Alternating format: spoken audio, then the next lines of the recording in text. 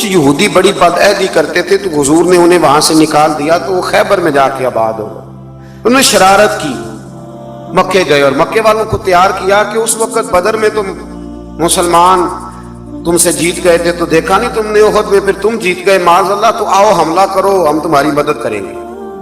ابو سفیان کو تیار کیا اور کئی لوگوں کو تیار کیا، اور پھر بنو غطفان ایک قبیلہ تھا اس کو بھی ساتھ ملایا، کچھ اور قبیلوں کو ساتھ ملایا، تو تقریباً 10-12 ہزار کا لشکر لے کر انہوں نے مدینے پہ حملہ کیا، تیاری کی. نبی کریم علیہ السلام نے صحابہ کو مشورے کے لیے بلایا، بھائی خبر ملی ہے وہ تو آ رہے ہیں 10,000 کا لشکر لے کے، کیا کرنا ہے؟ سارے لوگ میٹنگ میں بیٹھے تو حضرت سلمان فارسی نے مشورہ دیا.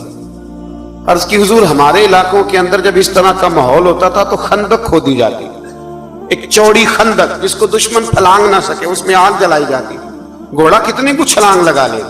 مدینے کے 3 طرف ایسے ہی کہیں باغات ہیں، کہیں بڑی آبادی ہے گنجان آباد، کہیں پہاڑ ہیں، تو جو حصہ خالی ہے جہاں سے خطرہ ہے وہاں خندق کھود دیتے ہیں. نبی کریم نے فرمایا تمہاری بات مجھے بڑی پسند آئی ہے. حضرت سلمان فارسی کے کہنے پر حضور نے نا خندق کھودنے کا ارادہ فرمایا. 40 گز خندق کھودیں گے 10 بندے مل کے. 10 آدمیوں کو کہا 40 گز خندق کھودنی ہے اور یہ 5 گز گہری ہونی چاہیے. اب خندق کھودنے لگے اور اتنی زیادہ قحط کا زمانہ تھا کہ صحابہ نے پیڑ پہ پتھر باندھ کے خندق کھودی. اور وہ بڑی مشہور روایت ہے کہ ایک چٹان نہیں ٹوٹتی تھی تو نبی پاک نے پھر آ کے 3 ضربیں لگائیں اور ہر دفعہ فرمایا لو بھئی ملک شام کی کنجیاں بھی اللہ نے مجھے دے دی، یمن کی بھی دے دی ہیں، ایران کی بھی دے دی ہیں. اب وہ خندق کھود لی، کافر آ گئے 10-12 ہزار کا لشکر لے کے. ان کا تو خیال تھا کہ نہ کوئی تیاری نہ پروگرام، اور اتنے تو بندے نہیں مدینے میں، 10,000 آدمی کہاں سے آئے گا مقابلہ کر. لیکن جب خندق دیکھی تو حیران ہو گئے. اب خندق کے اس پار انہوں نے خیمے لگا لیے، اس پار مسلمان تھے. ایک جگہ سے تھوڑی سی خندق جو تھی وہ کم چوڑی تھی، تو وہاں سے عمر بن عبد ود بہت بڑا پہلوان تھا، بہت بڑا، یہ جنگ بدر میں زخمی ہوا تھا تو بھاگ گیا تھا. اس نے قسم اٹھائی تھی کہ اتنی دیر تک سر میں تیل نہیں لگاؤں گا، اتنی دیر معاذ اللہ مسلمانوں سے بدلہ نہیں لے لوں گا. تو یہ آیا اس دن، جب میدان کے اندر آیا نا، چھلانگ لگائی گھوڑے کو اس نے کسی طریقے سے، تو گھوڑا اس کا ایک جگہ سے کم چوڑی تھی وہاں سے کراس کر گیا، اٹھا. اور اس کے بارے میں مشہور تھا کہ 1000 آدمی کا مقابلہ کرتا ہے. گھوڑے کی چھلانگ لگائی، گرا، گھوڑا بھی گرا، یہ بھی گرا، پھر اٹھا تو اٹھ کے کہنے لگا ہے کوئی میرے مقابلے میں تو سامنے آئے. اس نے پہلا اعلان کیا تو مولا علی شیر خدا اٹھ کے کھڑے ہو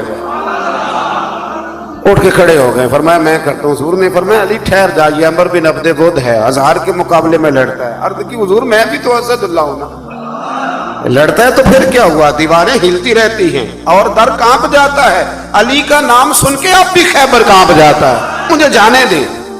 جب تیسری دفعہ وہ پکارا تو حضرت علی کہنے لگے حضور بس کریں، اب تو حد ہو گئی، میں ضرور جاؤں گا. حضور نے اپنے دست مبارک سے ذوالفقار حیدری عطا فرمایا. حضرت مولا علی شیر خدا یوں نکلے وہاں سے کہ جیسے شیر کچھار سے نکلتا ہے. اور جب آئے نا سامنے تو کہنے لگا تیرا کیا نام ہے؟ آپ فرمانے لگے علی ابن ابی طالب ابن عبد المطلب، یہ میرا نام ہے. کہنے لگا میں نہیں تجھ سے لڑتا، تیرا باپ میرے باپ کا دوست تھا. حضرت علی فرمانے لگے بہانے نہ کر، علی کا نام سن کے بہانے کرتا ہے، تیرا باپ میرے باپ کا دوست تھا، اس کا کیا مطلب ہے؟ فرمایا میرا دوست بھائی وہی ہے جو محمد عربی کا دوست ہے، میدان میں آ مقابلہ کر. اس کو بات سن کے اتنا غصہ آیا، کہنے لگا پھر تم لڑو گے؟ حضرت علی فرمانے لگے سنا ہے تو 2 باتوں میں سے ایک قبول کر لیا کرتا ہے، کیونکہ میں نے بھی پہلوانوں کی ساری باتیں سنی ہیں. تو کہنے لگا وہ کیا؟ حضرت علی فرمانے لگے سنا ہے تو 2 میں سے ایک قبول کر لیتا ہے. فرمایا ہاں. کہنے لگے پھر 2 ہی باتیں ہیں، یا اسلام قبول کر لے یا میدان میں آ جا، ایک رکھ لے. کہنے لگا وہ تو نہیں میں قبول کرتا. حضرت علی فرمانے لگے پھر ڈر نہ، سامنے آ. اس نے بڑی زور سے حملہ کیا حضرت علی پہ، بڑی زور سے. حضرت علی رضی اللہ تعالیٰ عنہ کے سر اقدس پر زخم بھی آیا، میں پوری بات عرض کروں گا، اور ساری زندگی اس کا نشان مبارک سر پہ رہا، ساری زندگی. تو جب اس نے حملہ کر لیا تو پھر حضرت علی نے بغیر بتائے حملہ نہیں کیا. فرمانے لگے بھئی تیری باری ختم ہو گئی، اب میری باری ہے، ذرا سنبھل کے رہنا، علی آنے لگا ہے. میں پشت پہ وار نہیں کرتا، میں بتا کے آیا کرتا ہوں. انا اسد اللہ و رسول، میں اللہ کا بھی شیر ہوں، رسول اللہ کا بھی شیر ہوں. फरमाया जरा तैयारी कर ले। हजरत अली ने एक ही ज़रब लगाई, एक ही। तो सहाबा किराम फरमाते हैं जब दोनों गुत्थम गुत्था हुए तो रेत इतनी उड़ी कि कुछ समझ नहीं आ रहा था। फरमाते हैं लोग आंखें खोल के देख रहे थे, और जब रेत छटी ना तो कहते हैं वो जमीन पे पड़ा था, उसके दो टुकड़े थे और अली शेर खुदा उसकी छाती पे खड़े थे। मेरे रसूल करीम ने फरमाया उस वक्त, फरमाया खंदक के दिन अली की एक ज़रब सारी कायनात की नफली इबादतों से बेहतर है। सारी दुनिया की नफली इबादतों से मौला अली की वो ज़रब बेहतर है। एक महीने तक काफिरों ने वहां खेमे लगाए रखे। एक दफा हजरत अली ने एक बंदा ही काटा, फिर दोबारा जुर्रत कोई नहीं की किसी ने आगे आने की, ना किसी ने बताया कि वहां से है रास्ता निकल जाओ, कोई आया नहीं। फिर अल्लाह ने फजल फरमाया, जिसका यहां अल्लाह ने आयत नंबर 8 से आगे जिक्र फरमाया।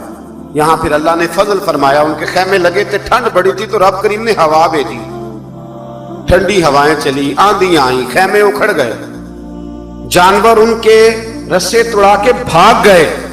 अबू सुफियान कहने लगा भाई बात यह है कि महीना हो गया मैं यहां, ना वो हमारे काबू आए, ना कोई बात मसले का हल हुआ। अब ये जो तूफान है ना, इसमें मैं तो नहीं रह सकता, तुमने रहना तो रहो। उसने सबसे पहले वो बैठा ऊंट पर, और रवायत में कितनी तेजी से बैठा कि उसके ऊंट का पांव बता था, उसे ये भी याद ना रहा। ऊंट को उठाता है तो उठता नहीं। तो किसी ने कहा सरदार तुझे तो भागने की इतनी जल्दी है, वो तुमने ऊंट का पैर भी नहीं खोला, रस्सी तलवार से काटी, जब वो भागा तो सारे पीछे भाग गए। मेरे हबीब फरमाने लगे देखो रब करीम ने हमें बगैर जंग के ही फतह अता फरमा दी। उस सारी जंग के अहवाल इस पारे के अंदर रब करीम ने बयान फरमाया। उसको जंगे आजाब भी कहते हैं और जंगे खंदक भी कहते हैं।